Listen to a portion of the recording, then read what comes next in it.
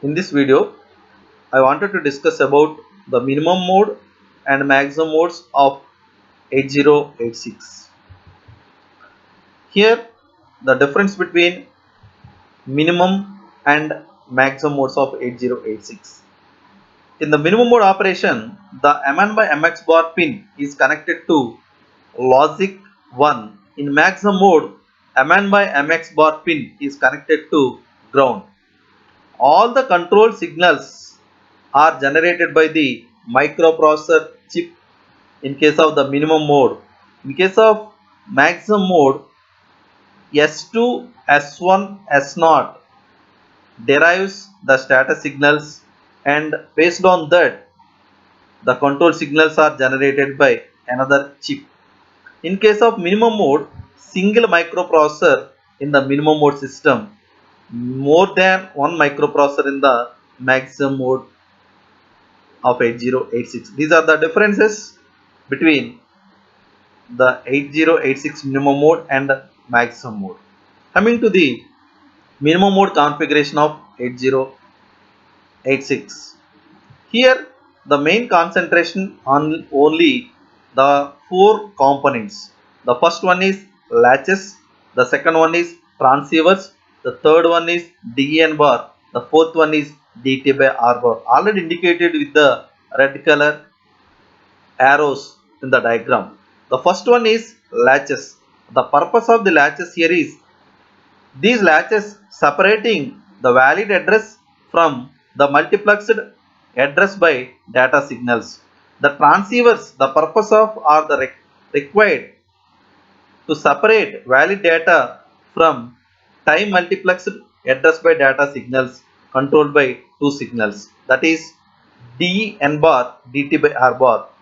The first one is DN bar indicates valid data is available on the bus. Whether the data is available, therefore DN bar is enabled.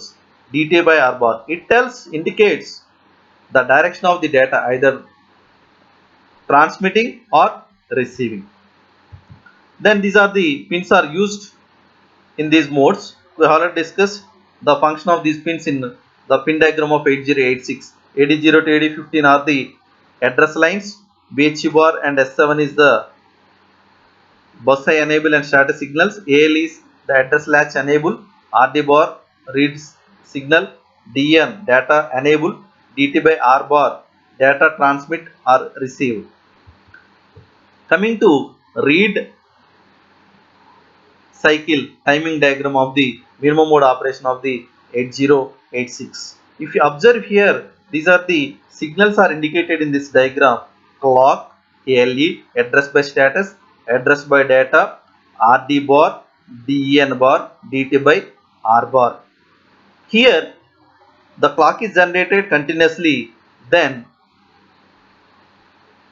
at the time of the address by status, low for the data transfer D8 to D15 during the clock cycle T1 for the read.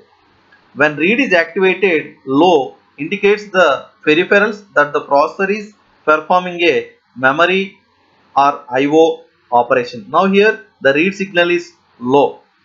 Then whenever the DEN bar is low, that means the data is available on the data bus. Then once the data is available on the data bus, DT by R bar signal is low, therefore receiving. Therefore it receives the data from the either memory or IO in case of the read in minimum mode operation of the 8086.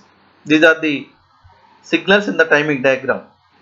Coming to the write cycle. Write cycle is similar to the read cycle, but a slight difference in the timing diagrams. The first one is clock, the second one is ALE, the third one is address by status, the fourth one is address by data, the fifth one is write, the sixth one is DN bar, the last one is DT by R bar.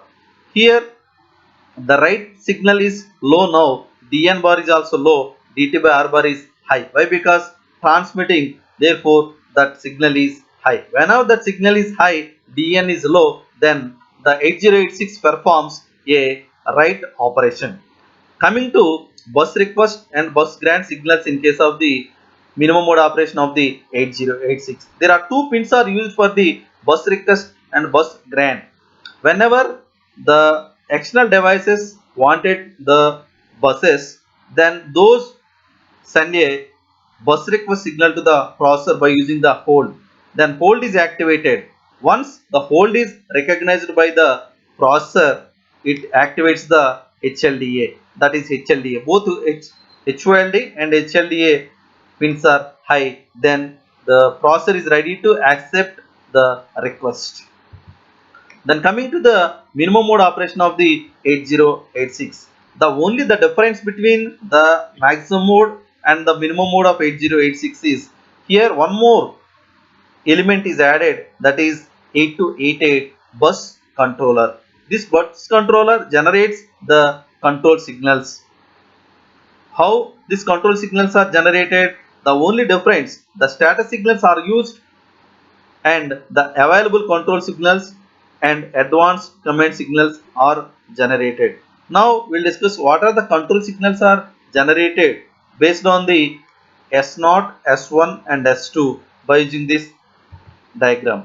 Here the status signals S0, S1 and S2. By using these three, the 8288 in the diagram, bus controller diagram, generates these control signals. The first one is all are 000 interrupt acknowledge, 001 read IO port, 010 write IO port, 011 halt, 100 code access, 101 read memory, 110 write memory, 11 passive. This is not in use.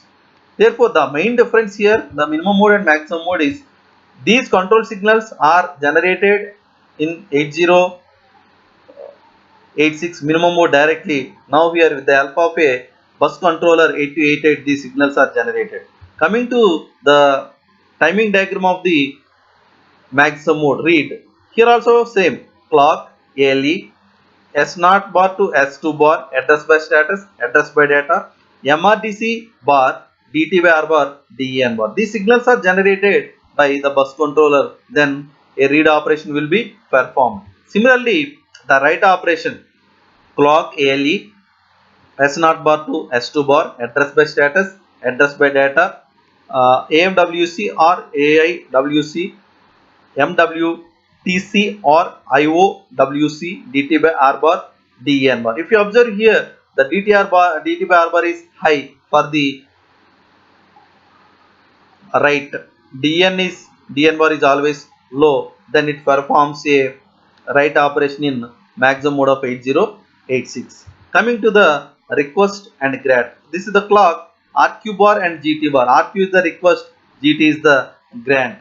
For the bus request, these pins are used by the other local bus master in the maximum mode to force the processor to release the local bus. At the end of the processor current bus cycle, it releases the buses to the requested element. Therefore, the bus request and bus grant signals are like this. Thank you.